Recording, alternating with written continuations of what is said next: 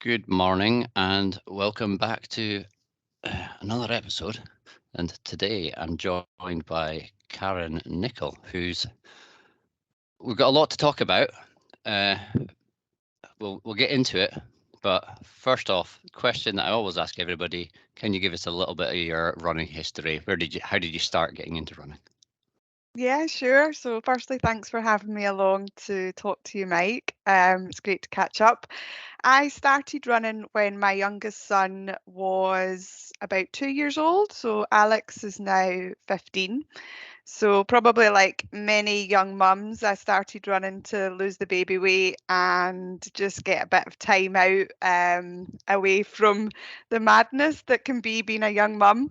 So yeah, that was my sort of first motivation to run, and I very quickly fell in love with it. And then it became much less about just the running of one foot in front of the other, but it became a really integral part of my life and it became my social life. I met new friends through running. I just loved nothing more than putting my trainers on and getting out there. So, yeah, it went from going out the door and maybe not being able to run more than a minute or two to now embracing some of the longer ultras that I love to do. So, yeah, that's where it started.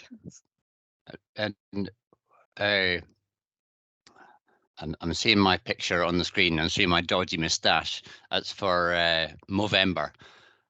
Do you find that long distance running, why do you do that? Is it for mental health reasons? Is it fitness reasons?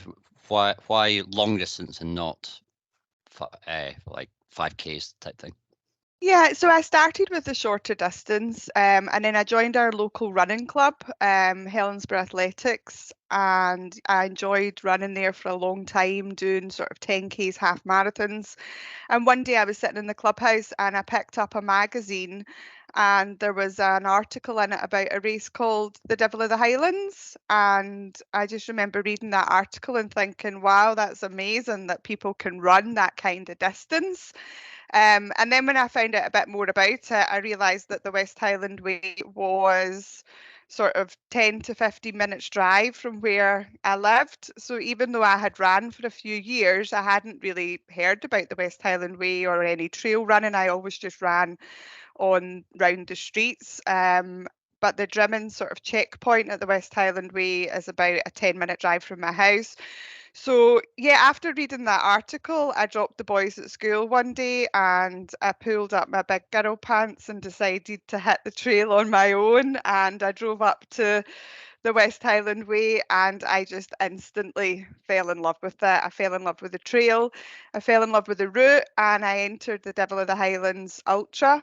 And it went really well. And then I think I just realized that maybe I had found my kind of running. You know, I was never a super fast, like 10K runner. I was okay. I mean, I had a decent sort of 10K half marathon time. But when I got out onto the trail, I realized that that's where I wanted to be. And yeah, it just sort of led from there. So I did the Devil of the Highlands. I then went on and did the West Highland Way race. And then you start to find out about all the other crazy ultras that exist. And I got into sort of looped races. I did Glenmore 24. I loved running on a loop. A lot of people don't, but for me, I loved it. So I did a few looped races. I did a couple of track races. I did the Crawley 12 hour, the Crawley 6 hour. I did Edinburgh 24 hour race. And then like you, I heard about the backyard ultra, and yeah, I still blame Bill for that. I blame him and thank him because it brought me into that crazy world of backyard racing. But it's also a race format that I absolutely love. So yeah, and then I started doing the sort of longer distance through the backyard. So yeah, it was really that article that where I heard about the Devil of the Highlands, and I just thought, let's go and try it, and fell in love. Yep. You say that the Devil was your first ultra, but you said you'd done races before that. What was your first ever race? My first ever race was the Stirling 10K. Um, I worked with a girl who we both went on maternity leave at the same time when I had my son Alex. and Fiona very sadly passed away from an unknown heart condition. So again, something that I know is very close to you. But yeah, Fiona had an unknown heart condition and she died when her baby Chloe was only 3 months old, and Alex was only 3 months old as well at that time, my son. And Fiona's husband reached out to me. Sorry, I still find it a wee bit hard to talk about it. No, That wasn't take. expected. Yeah, Fiona's husband reached out and asked if we would run the 10K for the British Heart Foundation, and I had never ran then. So I said, yeah, of course we will. And yeah, that's how it started. So that was my very first race. It wasn't pretty. I think I was like an hour and 15 minutes or something in the 10K. But you know what? We did it and we came together and we raised money for, as you know, what is a great charity. So yeah, that was the very first race. And then I wouldn't say that I continued loads with my running from then, but it was the first time that I put on a pair of trainers and attempted to run. And then it took a couple of years after that before I sort of get into the more habit of being what I would call a runner. But yeah, that's where it all started. You said that your first race took an hour and 15-ish. If you did a 10K now, or Oh, maybe you have done, what do you think your time would be? I haven't done a 10K for a while, so that's a tricky question. But I think I did get my time down to about 46 minutes. I don't know that I could do that now, Mike, but yeah. I think that was my PB at the 10K distance. Yeah. And what do you think improved you from your hour and 15 down to 46? Consistency for sure. So joining the running club, doing the training sessions with them, building a bit on speed work, and yeah, just consistently working away at it and enjoying it as well. You need to enjoy doing something to work hard at it, don't you? So I think when I started to fall in love with running, my commitment to improve was there. And yeah, just through the support of the running club and doing some speed sessions, it brought my time down. Have you got any goals for either, well, the different types of events that you've done, the types of events you're doing at the moment? What are your goals? Yeah, I have one main goal, and I would absolutely love to get on the UK team for the satellite championships for the backyard. So I think that's something that both of us would love to achieve. And yeah, that's definitely up there as my key goal for next year. The race will take place in October 2024, but you need to qualify by having ran a certain distance. The distance that I've covered already in the backyard probably won't get me on the team. So I'm hoping to be able to do another race that will get me enough yards or enough distance to get me on that team. Um, yeah, and that's a big goal and a big passion of mine to be able to do that. So fingers crossed. I think at the moment I'm second on the reserve list and you're third, and the only reason why I'm ahead of you is because I had won the race and you were the assist. Yeah, So, but I don't think that will qualify either of us, because I think there's a whole year to go yeah, almost, and I think we'll both get knocked down a little bit. So yeah. we'll And we'll it's need to becoming pull our really fingers out. popular. Yeah, exactly.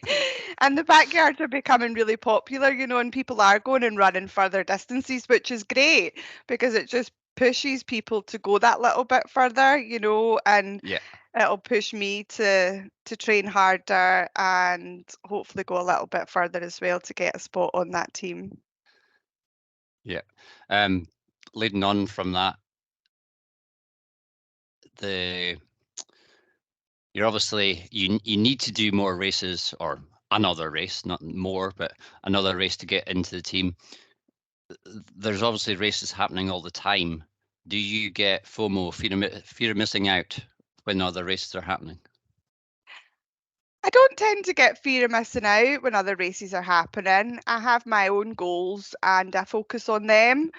Um, so yeah, that's something that thankfully I don't suffer with. Like the Golspie backyard was on the one that you won a couple of weeks ago. And I just loved watching it. I loved being able to tune in to all the amazing updates that they had and see what was happening. But sitting at home, I didn't have FOMO, because it wasn't my race, it wasn't on my radar, it wasn't my goal. But I love watching other people compete and I love watching other events. But I would only really sort of focus for me on the events that I've entered or the goals that I have set in advance. Yeah. Good. When you say you like to follow people, is that people you run with, or like obviously you were following myself when I was doing it because we've been in the Scotland team together for backyard. Who do you normally run with? So I would run with my two friends, Debbie and Sharon. So yeah, would love nothing more than getting out on the hills with the girls and run with them. I've also got a friend Louise that I run with through the week, so I do a lot of my sort of harder speed sessions with her. She lives locally, so it's just easy for us to meet up. My husband's a runner too, so we often go out and run together. I love running with Scott.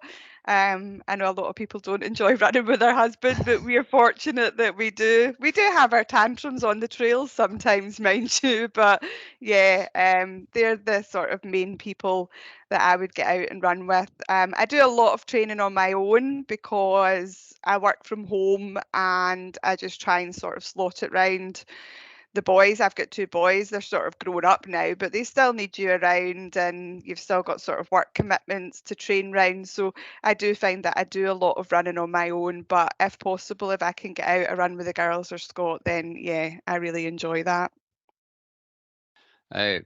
You said you'd get out in the hills with Debbie and Sharon. Is hills what you prefer to run in, or flat, or road, tarmac? What's your preferred I location? actually love both, Mike. I was thinking about that. I love both. I love getting out in the hills at the weekend.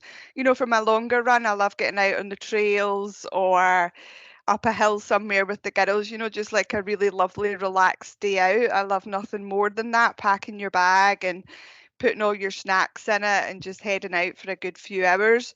But through the week, I do run a lot on the flat or on the tarmac, which I enjoy as well. So I love doing sort of loops. I love racing loops, but I also love training loops as well. So I love doing things like 400 meters as a session. We've got a park close to us that it's not a track, but it's exactly 400 meters. So I love going down there and doing a training session through the week. So yeah, a bit of both. I just love running, so anything that allows me to get out and run, then I'm happy. There's definitely a smile on my face, whether it's hills or flat. Good. And when you are running on your own, do you listen to music or podcasts or anything? Yeah, I do. I listen to both actually. If it's music, it tends to be. I love the app SoundCloud, so I love like sort of dance music. There's a DJ on there, Alex Cruz. I love listening to their music. And I love podcasts as well. So I love listening to the Young Hearts Run Free podcast. There's a podcast, Feel Better, Live More, that I love listening to as well. Or audiobooks. I just love audiobooks too. I love learning. So yeah, out a long run. If I'm doing a long run on my own and I'm not with the girls or Scott, I'll stick on an audiobook or a good podcast, and it can let a couple of hours pass easily while you're out running, but also learning at the same time. So yeah, a good combination of music and podcasts and audiobooks. I also do that when I race. One of my fondest memories actually at the Rasselbach backyard through the night is I listened to a book. Um, and it was a really funny novel. So I was like proper laughing out loud, like running through the forest on my own through the night, like a nutcase. But it was a really funny book that I was listening to. And that's something that I would definitely do again because it gets you through those sort of harder, dark hours through the night if you've got a good book that you can listen to that lifts your spirits as well. Good. I find that if I want to run fast, I listen to music. If I want to run Yeah, slow, I listen to a podcast. yeah, that's true. Yeah, very true. Um, if you're not listening to music, or even if you are listening to music, the question that I always get asked is during a long run, like a backyard or however, a long run, what do you think about? Food, probably. What I'm going to have to eat when I get back home. I love my food, Mike. So if I'm out a run, yeah, I'll probably be planning like my dinner for later on. It's one of the things that the girls and I always talk about in the sort of last half hour of a run. So we'll be like, what are you having for your tea? So either food or coming home to a nice bath, the things that I'm going to treat myself to when I get back. Yeah. Okay, speaking about food, what do you eat on a long run or in a backyard? Yeah, I was going to say I'm quite lucky because my stomach allows me to eat, but I guess it's not luck. I've trained my stomach the same way that I've trained my legs in the backyard, and I think that's important. You know, I did a lot of my training eating real food so that when it came to race day, I was able to stomach real food. So I can generally get down food sort of no issues during a race. What do I eat? I love Muller rice. I can always get a Muller rice down, even if you do get that sort of nausea, which sometimes you get through the night when you're running. Muller rice is my go-to, so I can definitely stomach them anytime. What else do I love? I love like the wee brioche rolls with cheese in them, so it's a good way to get loads of calories and carbs in as well. Almond fingers, they're the secret sauce. So they've got about 40 grams of carbs per finger. Um, and I normally take them out with me on the backyard, actually. I would take them in like a wee handheld pouch. And that would be something that I would eat out on the loop because it's just a really easy thing to sort of get down. And I would use almond fingers on a training run as well if I was out and had them in my pack. They are something that, yeah, sits well in my stomach.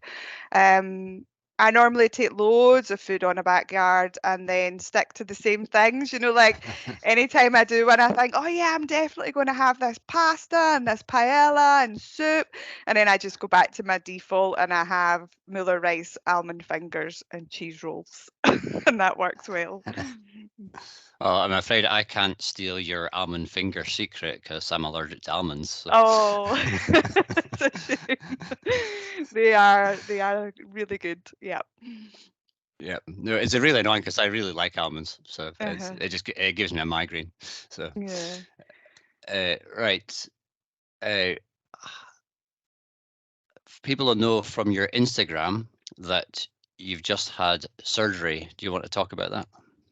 Yeah, I tore my plantar plates. I've got two torn plantar plates in both feet, and that happened in 2019. So it's been like a long-standing injury. I'm very lucky that I have the support from an orthopedic surgeon. He's sort of one of the top foot surgeons in Scotland, and I've had his support since 2019 when the MRI picked up that I had torn my plantar plates. He put me off getting the operation back then because it's quite a complex one, and he was able to help me manage the injury. So I've managed it well for what 4 years now, which has been great. And I've done some brilliant races and had some great results over that time. So I'm super grateful for his support. But yeah, quite recently it got to the stage where the pain from the plantar plate tear was quite significant. So I ran the Highlander, as you know, with you in July, and I had to stop after 25 yards because I was literally in so much pain with my feet. It wasn't comfortable at all to continue, so I made the decision to stop.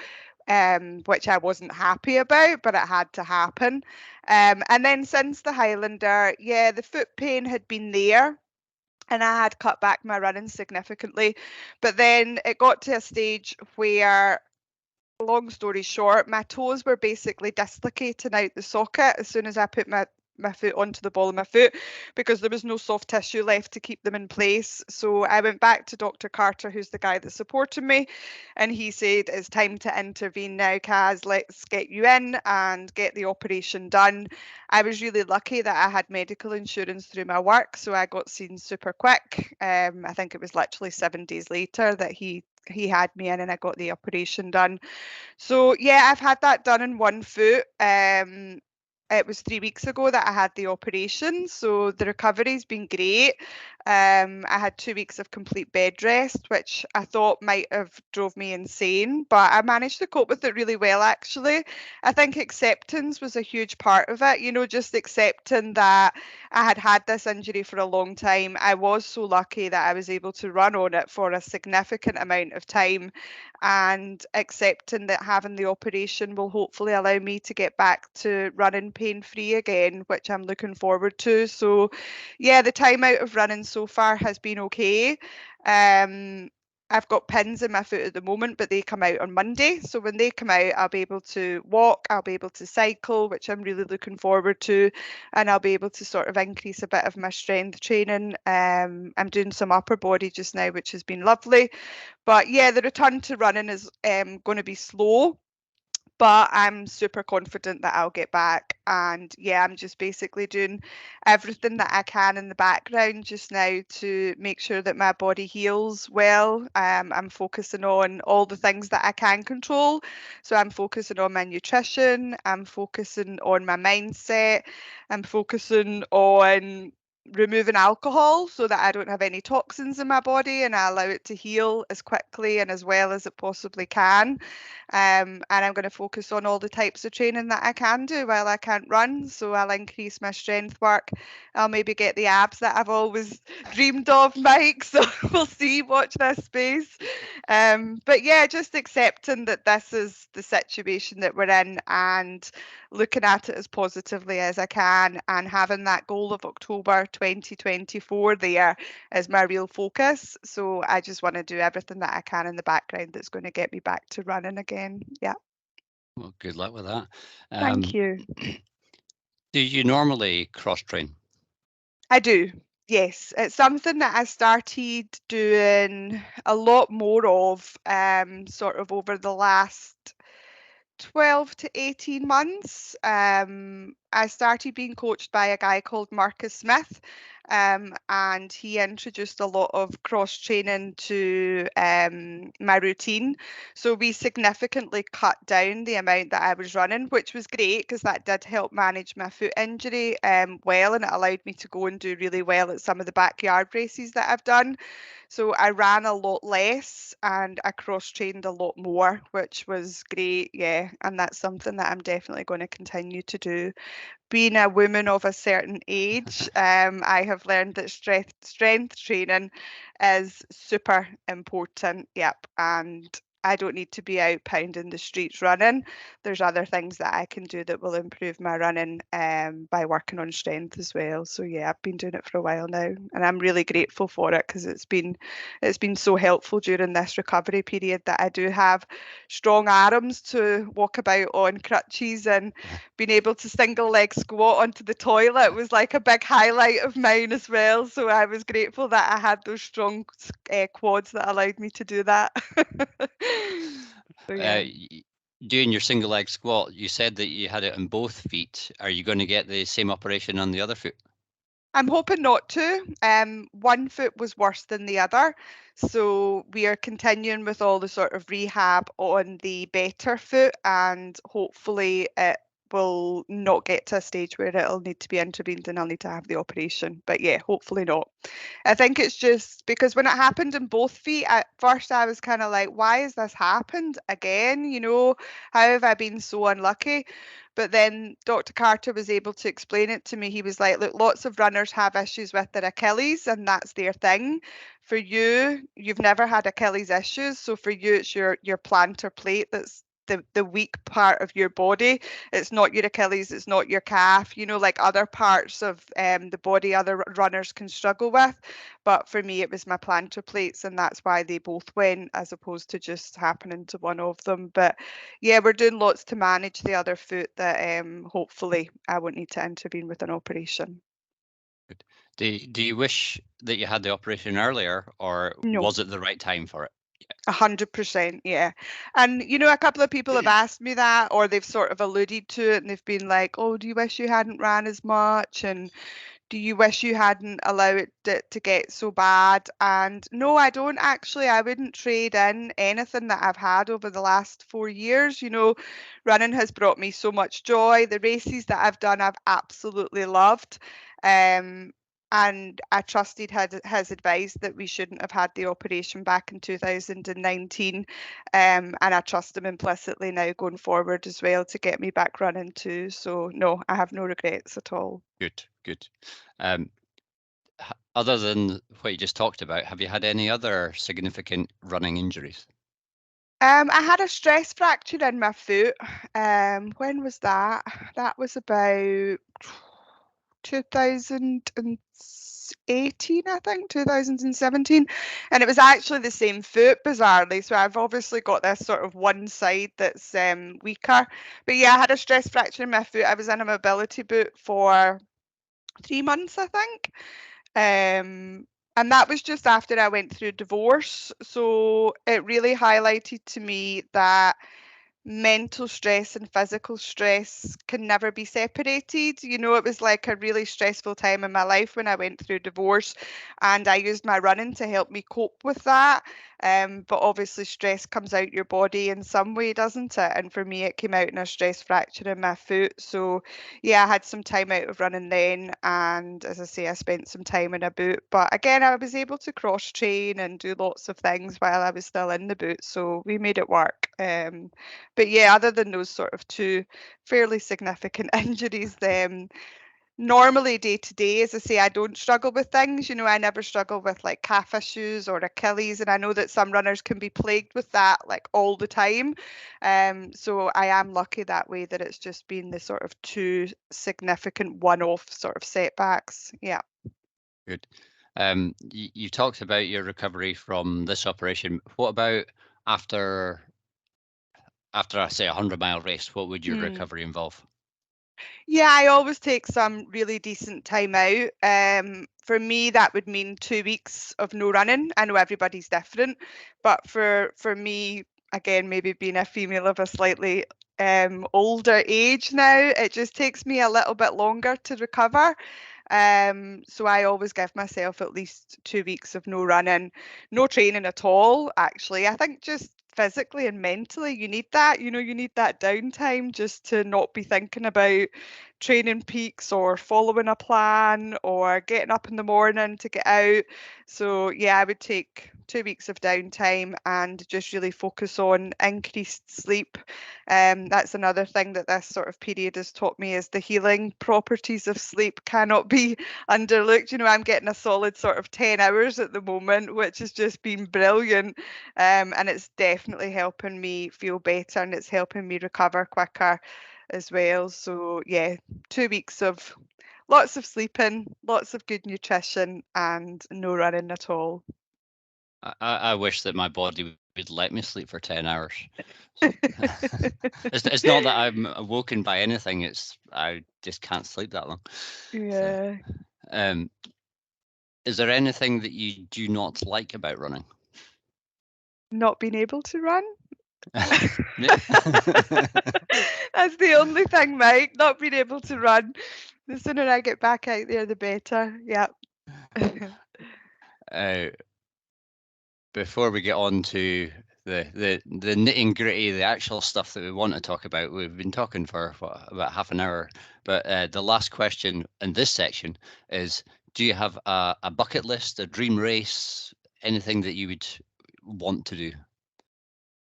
Yeah, that's Suffolk backyard for the World Championships in October 2024. That is now my bucket list. And I actually had a call with Marcus, my coach, yesterday, and I said to him, if you can get me back running and back on that team, I will retire a very happy Kazi. And yeah, I would happily say that I would hang up my ultra flag after that. That's most definitely my bucket list. Yeah. I think you've got, what is it, 6.5 months before the qualifying race. Yeah. So good luck. Keeping Right. everything crossed. We've still got loads to talk about, but first of all, something that I take my daughter to every Sunday is Junior Parkrun. You've had a involvement with your local Junior Parkrun. Tell me about that.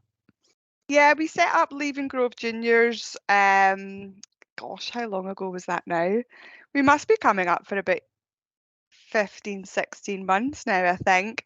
And I wasn't really involved with parkrun before that, Mike. I never ran parkrun as a runner. It just wasn't something that was ever on my radar. I think as ultra runners, we tend to run our long run on a Saturday, don't we? So going to parkrun is maybe something that we don't do. But I guide run with a little girl called Felicity, and I took Felicity along to Junior Park Run at Victoria Park up in Glasgow one day, and she just absolutely loved it. She loved being part of a sort of bigger running event. She loved running with other children. Felicity's blind, so she loved being able to sort of hear people cheer her on when she was running rather than just her and I running on our own. She just loved being part of that bigger community. And we live in Balloch, so we're about a 20-minute drive up to Victoria Park. And on the drive home, she said to me, "Why do we not have one of these where we live, Karen?" And I was like, I don't know. And she was like, "Could we get one?" And I was like, "I don't know, but let me find out." And that's what the catalyst was. And that, yeah, I reached out to, we had a 5K at Leaving Grove Park, which it was actually one of my friends is the event director there. So I reached out to Anna and I said, "Look, I want to set up a junior park run. How do we go about doing it?" And she was an amazing support. So she put all the sort of tools in place to help me do that. She put me in touch with all the right people. And then we had to raise some money. So you need to raise quite a significant amount of money to set up Junior Park Run, just because you have to buy things like a defib. So you need to have your own defib that's there all the time. You need to pay for equipment and the ability to use parkrun software as well.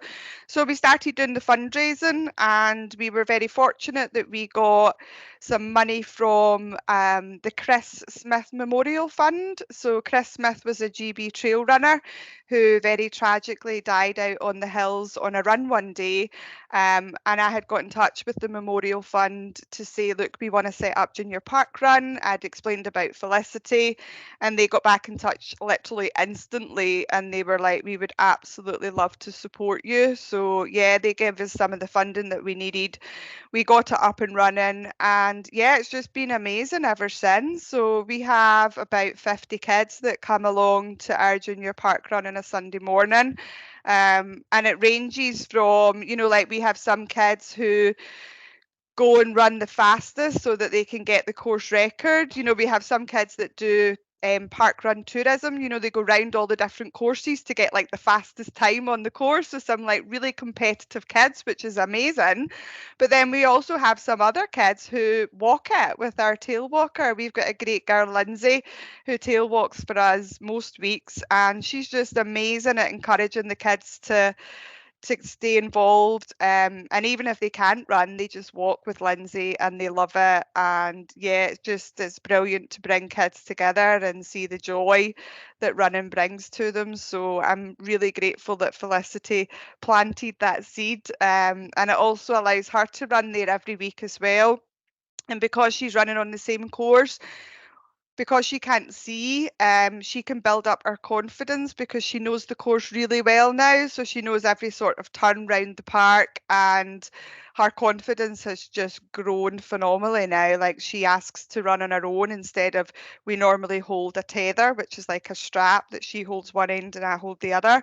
But when we do junior park run, when she knows that she's coming towards the end, she'll say to me, "Can I run on my own, Karen?" And she just runs down that finish and straight on her own, which is just amazing to see that she's got the confidence to do that. So yeah, Junior Park Run has brought so much into our life, not just for the kids, but also the volunteers. We've got this amazing volunteer team that come every Sunday, and they just love it. And I think it's really great for some of our volunteers. It gets them out, it gives them a focus on a Sunday as well. We all have a good laugh, and yeah, it's just good for everybody's well-being to be out in the fresh air and encouraging the kids along. So it's a brilliant event. I love it. Really glad that we set it up. Yeah, you obviously get a lot out of it, and So does Felicity and all the other kids. Mm. How do people find out about their local parkrun? So if you go onto the parkrun website, it'll give you a list of the parkrun nearest to you. So you can just put in your postcode and it'll tell you the one that's closest to you. And it will come up with a list of all the 5K parkruns that take place on a Saturday, but then also the junior parkrun, which is on a Sunday, which is 2K, which is a distance that suits children better. So any kids between 4 and 14 can do junior parkrun. So yeah, I would just encourage people to go along to Parkrun UK's website and they can find a list of locations there. And if you don't find the location in your area, then you can set one up. And I would be happy to support anybody that would want to do it. So that's a genuine offer. If somebody is listening and thinking we don't have one in our area, then you can set it up. You know, we did it. I didn't have a clue what to do, but we managed to make it happen. And it's brought a huge benefit to the local community. And as I say, not just the kids, but also the adults that come along and volunteer each week as well. Yeah. Good. Right. My next topic was going to be backyard ultras, but we've talked about that enough. Well, Yeah. enough. I don't know. Backyard ultras goes on for a long time. Is there anything else that you want to bring up about backyard ultras? Um, I love the Which ones late. have you done? Sorry. On you go. Which ones have I done? Well, the very first one that I did was over in Ireland, Castle Ward, and that was as part of Team Scotland with you. So yeah, Bill Ayres had pulled together a team, and that was when it all sort of started. And I went out to Castle Ward, and I still remember actually the WhatsApp chat when I had said, I've got a goal of 24 hours, and you like instantly came back and said, you shouldn't have a goal, don't have a goal in the backyard. And I was like, what is he talking about? Yeah, my goal's 24 hours, absolutely. And then what happened at Castle Ward? I got to 24 hours, and what did I do? I stopped because I hit my goal. And then I realised that you were absolutely right. You don't want to have a goal in the backyard, because whatever you set that limit at, you're going to stop when you get there, aren't you? So yeah, Castle Ward was the first one. We then took part in what was called the Four Nations that year. So there was 4 events. I did 3 of them. So I did the one in Ireland, I did the one in England, and then I did the Highlander in Scotland. I've done the Highlander twice. I absolutely love that event. It's a brilliant event. I'm gutted that I won't be there in 2024. My son's a mountain biker, so we're spending the summer in Morzine next year, which obviously I'm really looking forward to. You know, we're going to have 2 months in Morzine, which will be amazing. But it First does world mean problems. exactly. But it means I'm going to miss out on the Highlander, which is a real shame. But yeah, I've done those ones, and I also did the Rasselbach, which was down in Sherwood Pines. I got my PB down at the Rasselbach. It's a lovely course. It's a really great event. Um, I was supposed to be doing Rasselbach again in March 2024. My entry's still in, and I'm maybe naively being a little bit hopeful that it might still happen, but we'll see. But what I have got an entry for is the Suffolk backyard in June, which is a more realistic timescale for me to get back running and get down and compete at that one. I've not done the Suffolk course before. I've heard great things about it. So yeah, that's what I've done. And then the goal going forward would be to do Suffolk in June. Yeah. A subject related to backyards, I guess, and I know something that you're really passionate about is the female participation in Mm. backyards. We'll start off with that. What? Yeah, there's been a lot of discussion about this recently since the Biggs backyard out in Tennessee, which took place last month.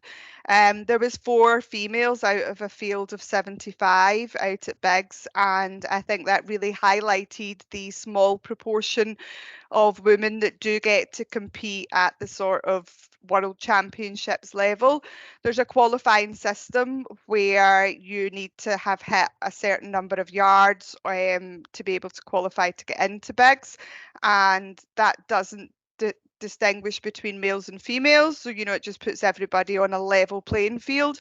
And it's the same for qualifying for the UK team, like we spoke about. So I've got 35 yards. I got that down at Rasselbach, and that's the GB female record at the moment. You know, it's definitely out there to be taken because there are people that could absolutely run more than 35 yards. But having 35 yards and having the female record wouldn't entitle me to get a place on the UK team because they don't distinguish between male and female performance. So they sort of argue that everything is fair at the backyard and there's no real difference between male and female, because I think a lot of people argue that speed and strength and endurance aren't as important because you just need to get round those 4 miles in an hour. You know that I strongly disagree with that, Mike. And I do think that there's a massive difference between male and female performance, not just in the backyard, but in any ultra or any running event. You know, we see it. We see that men are naturally faster, not always, but on average, men will run a faster time than females. And you'll know as well that in the backyard, if you are a faster runner, you do get round in a quicker time, which gives you more time to recover, which is super important. So I don't think that males and females compete on a level playing field. And it's not just about the speed and endurance, it's all the other barriers that females have as well. You know, there's a biological difference, there's a hormonal difference. We have different sized hearts, lungs, you know, there's lots of differences between males and females. And that's why we don't see a high proportion of female runners competing at the national level, because they're having to fight for their place against a male performance, and a female and a male performance are not equal in any running event, and they're not equal in the backyard either. Yeah. I don't think it'll change. And I respect that it won't change because it's Lassie's race and that's his rules. I did write to him about it. And he wrote back to me, and yeah, I don't expect the rules to change. And he gave his reasonings behind why they won't, which I totally respect as well. But I'm going to make a choice to just get back out there, work a bit harder, go a bit longer, and hopefully get at least one female on that UK team in 2024, because the last time it was 15 males that were on the team, and I would love to see at least one female out there on the team. So yeah, and if it's not me, maybe I can encourage somebody else to get out there and do it too. Yeah. Well, as much as I hope that you will be on the team, I'll be doing my best to get my name up there, so that might knock you down. So I'm not sorry about that. We're going to go head to head, Mike. Right. The femaleness of backyards, that leads us on to your new venture, Wild Heart Runners. Do you want to tell us what that is? Yeah, Wild Heart Runners is not just for females, is the first thing I would like to say. So we did do a podcast recently where we very much spoke about the barriers that female runners have, and we focused on hormones and safety and different barriers that female runners have to get out and run. But Wild Heart Runners is for males and females. You know, we're coaching both at the moment. So it's my friend Debbie and I that set it up. And it's a coaching and community business. So yes, we have coaching clients that we are working with to help them prepare for races. And we have female coaching clients where we are approaching it slightly differently, where we're starting to do things like tracking their cycles on training peaks, understanding their hormones and how that impacts on training. But we also have like amazing male clients that we're working with too, so it's not just limited to females. I normally wouldn't mention any clients, but I know that Martin's gone out himself and said that I'm coaching him, you know, and Martin Heggie's an amazing runner, so we are completely stoked to have him as part of Wild Heart Runners as well. And we have some other amazing male runners who we're coaching too. But yeah, it's basically a coaching business, but also community based. And Debbie and I are obviously limited as to how many coaching clients we can take on because it's a bespoke coaching plan. So it's one-to-one, so it takes up time. But we are launching a community where we are hoping to empower people to get together and run as a group. And as part of that community, we will have a focus on female runners as well, where we're hoping to overcome some of the barriers. Like a lot of female runners don't like to run on their own. So let's run as a group. You know, we're just about to organise our first group run on the 16th of December. And again, that's not just for female runners, it's for female and male runners to come together as a group, but it's to also provide that sort of safety, security, and confidence to female runners that maybe don't want to run on their own. Because one of the things that we found from working with some of the female athletes is that they don't feel comfortable running on a trail themselves, not even just in the dark, but during the day as well, you know, and that limits their ability to train because they stick to road running like what I used to. Like we spoke about that years ago, I would only run in the road until I pulled up my big girl pants and went out onto the trail and then realised it was okay. And if we can empower other women to do that, that's the purpose of the group runs, you know. And we've had some really lovely messages from guys as well who've got in touch with us and said, look, we'd be happy to lead a group run. I'd be happy to come with you if there's like females that maybe don't want to run in their own in the dark up the local hills. I'd be happy to lead a group run for you, Kaz. And it's just great that we're able to reach out to females and to males as well to support the community side of the business. So yeah, we literally just launched last Friday and we've been completely inundated with lovely messages of support and encouragement. And yeah, we're excited to see where it goes. So how does somebody find out about like get more info on Wild Hat Runners? Yeah, so probably the best place just now is social media. So we've got an Instagram page, which is at Wild Heart Runners, and we also have a Facebook group, Wild Heart Runners, as well. So any information on sort of future events or runs that we'll be doing, we'll be posting on our social media. So that's the best place to get in touch with us. And do you said that you and Debbie are limited because there's only the two of you coaching at the moment. At the moment, are you open to new clients or? Yeah, we've still got a few spaces left. I've taken one day a week away from work, so I've devoted one day a week to the business now, which is great. So we still do have a few spaces left. Who knows what will happen in the future, Mike? You know, I mean, I do have a great job, but if I had the opportunity to do what I love on a full-time basis, that would be the dream, right? So yeah, Yes, we're hoping scary it'll grow. prospect, but Yeah. We're hoping it'll grow.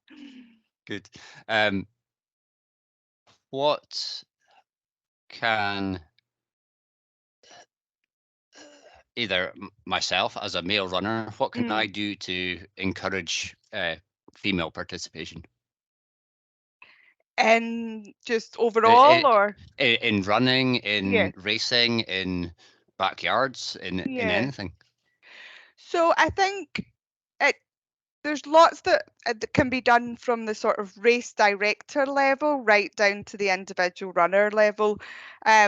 Anybody that's involved in organising events or has a say in organising events, then what I would encourage is there's a brilliant group called She Races. So again, you can get access to them on Instagram or their website.